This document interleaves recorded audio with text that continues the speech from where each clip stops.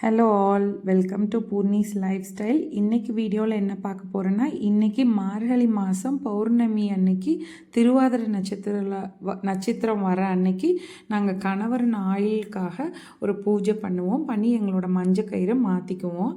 அதுக்காக தான் இன்றைக்கி மார்னிங்லேருந்து நான் பண்ணிகிட்டு இருந்தேன். அதுக்கு என்னென்னலாம் செய்வோன்னா, மார்னிங்லேருந்து நாங்கள் ஃபாஸ்டிங்கு லேடிஸ் எல்லாம் 3 வகை 5 வகை அந்த மாதிரி கொடி காய்கள் செஞ்சுட்டு சாமிக்கு ஈவினிங் படையல் போட்டு மஞ்சள் பிள்ளார் பிடிச்சி வச்சு அந்த பிள்ளையாருக்கு முன்னாடி மஞ்சள் கயிறு புதுசாக வச்சு அதை நாங்கள் மாற்றி கட்டிட்டு நிலாவை பார்த்துட்டு வந்து சாப்பிடுவோம்.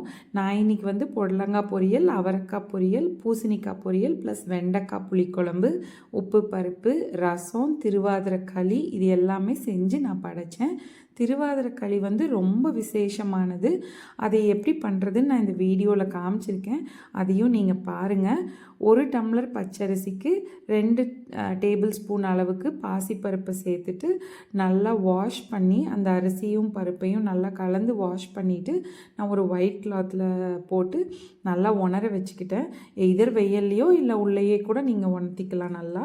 நல்லா இந்த மாதிரி ஒன்றோட ஒன்று ஒட்டாது இருக்கிற பதத்தில் கொஞ்சம் வெட்டாக இருந்தாலும் பரவாயில்ல.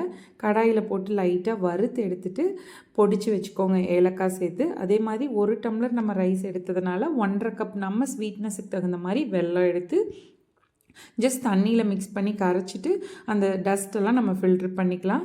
இப்போ 1 டம்ளர் அரிசி எடுத்ததுனால 3 டம்ளர் தண்ணி சேர்த்து அதில் இந்த பொடிச்சு வச்சுருக்கிற அரிசி மாவையும் இதையும் பருப்பு அரிசி கலந்த மாவை நல்லா வேக வச்சுக்கிறேன்.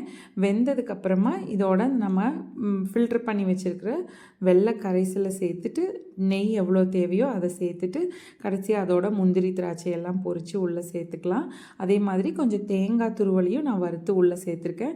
இன்றைக்கி கொஞ்சம் இதில் வந்து பச்சை கற்பூரம் கொஞ்சம் சேர்த்துனேன். அது இன்னும் நல்ல டேஸ்ட் வந்து உங்களுக்கு ஒரு சாமி கோயில் ஒரு டிவைனிட்டியாக இருக்கிற மாதிரி இருக்கும். ஒரு பிஞ்சு சால்ட்டும் சேர்த்து நல்லா மிக்ஸ் பண்ணிவிட்டு நான் க்ளோஸ் பண்ணி வச்சுட்டேன் லிட்டை. இந்த மாதிரி ஃபெஸ்டிவல்லாம் நம்ம வீட்டில் இப்போ பண்ணும்போது நான் என்ன ஒர்க் பண்ணாலும் எவ்வளோ பிஸியாக இருந்தாலுமே நம்மளோட குழந்தைங்களும் நம்மளோட ட்ரெடிஷனை மறக்காமல் நாளைக்கு பின்னாடி அவங்க எவ்வளோ ஒர்க் இருந்தாலுமே இதையெல்லாம் மறக்காமல் பண்ணுவாங்க. அதுக்காக தான் நான் எவ்வளோ ஒர்க் இருந்தாலும் இதையெல்லாம் நான் மறக்காமல் ஃபாலோ பண்ணிடுவேன். அப்புறமா போய் பால்கனியில் போய் நிலாவை பார்த்துட்டு வந்து சாப்பிட்டுட்டு விரதம் முடிச்சிட்டேன். தேங்க்யூ. சப்ஸ்கிரைப்.